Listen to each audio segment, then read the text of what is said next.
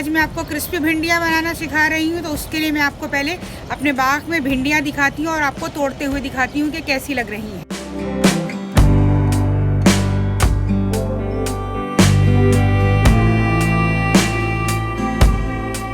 चलें, आप ये देख सकते हैं तकरीबन ये 1.5 पाव के करीब हो गई हैं। अब मैं आपको इसकी रेसिपी बताऊंगी। ये देखें, ये वो भिंडियाँ जो मैंने आपको दिखाई थी तोड़ते हुए, ये इन बड़ी भिंडियों को मैंने धो के अच्छी तरह ड्राई कर लिया था और इनके 4-4 पीस कर लिए थे। अब हम इसमें मसाले ऐड करेंगे। आधा चाय का चमचा नमक, 1 चाय का चमचा पिसी हुई मिर्चें, पिसा हुआ गरम मसाला आधा चाय का चमचा और धनिया पाउडर आधा चाय का चमचा और चाट मसाला आधा चाय का चमचा। अब हल्दी हम ले लेंगे आधा चाय का चमचा और साथ ही इसमें हम आधा कप बेसन डालेंगे और इसको हाथों की मदद से अच्छी तरह मिक्स कर लेंगे। पहले हम पानी नहीं डालेंगे बिल्कुल, इसमें अच्छी तरह ऐसे ही ड्राई मसालों को बेसन के साथ और भिंडियों को मिक्स कर लेंगे और फिर हम थोड़ा सा पानी ऐड करेंगे कि बेसन की कोटिंग हो जाए भिंडियों के ऊपर। ये देखें, ड्राई मसाले जो हैं वो सारे अच्छी तरह कोट हो चुके हैं भिंडियों पर। अब हम इसमें थोड़ा सा पानी ऐड करेंगे। मैंने तकरीबन इसमें 2 से 3 खाने के चमचे पानी ऐड किया है, लेकिन एक साथ नहीं डालेंगे, थोड़ा थोड़ा करके डालेंगे क्योंकि हमें इसको लिक्विड नहीं बनाना, पकौड़ों की तरह थिक रखना है कि बस बेसन उस पर कोट हो जाए भिंडियों पर। थोड़ा सा पानी अब हम और डाल देंगे इसमें। आप देख सकते हैं सारी भिंडियों पे अच्छी तरह बेसन कोट हो चुका है, लेकिन अभी इसमें थोड़ा सा बेसन नीचे है तो हमें तकरीबन 1 खाने का चमचा और पानी ऐड करना है इसमें। ये देखें, अब ये बिल्कुल सही रेडी हो चुका है। बेसन अच्छी तरह भिंडियों पर कोट हो चुका है, लिक्विड में नहीं है, बस हमें इसी तरह रखना है भिंडियों को। चलें, अब हम इसको फ्राई करते हैं। पैन में मैंने ऑयल पहले से प्रीहीट कर लिया था। अब हम इसमें एक एक करके भिंडियाँ डालेंगे जैसे हम पकौड़े बनाते हैं, बिल्कुल इसी तरह हम इसको गोल्डन कर लेंगे, अच्छी क्रिस्पी हो जाएंगे। कम कम डाल के फ्राई कीजिएगा, एक साथ बहुत सारी मत डालिएगा, नहीं तो ये आपस में चिपक जाएंगी। 2 से 3 मिनट हम एक साइड पर इसको फ्राई होने देंगे, फिर इसको टर्न करेंगे।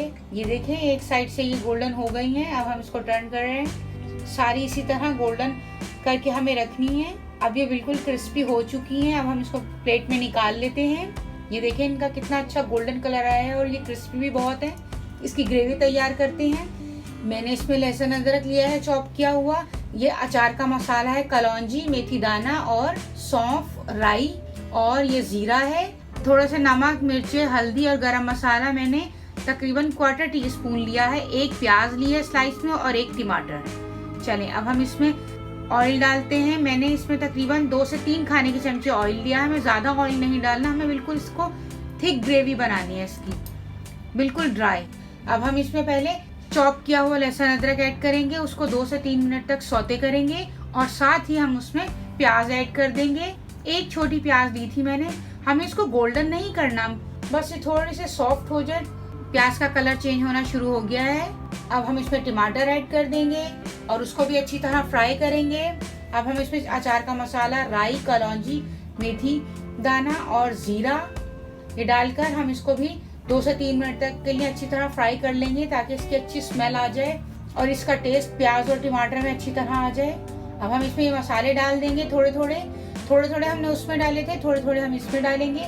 ज़्यादा हमें इसको स्पाइसी नहीं करना, नहीं तो जो अचार मसाले का टेस्ट है वो नहीं आएगा इसमें। अब हम इसको 2 से 3 मिनट तक मसालों के साथ प्याज और टमाटर को भून लेंगे और 1 खाने का चमचा मैंने इसमें पानी डाला है ताकि जो ड्राई मसाले डाले हैं वो उसमें जलने की स्मेल ना आए।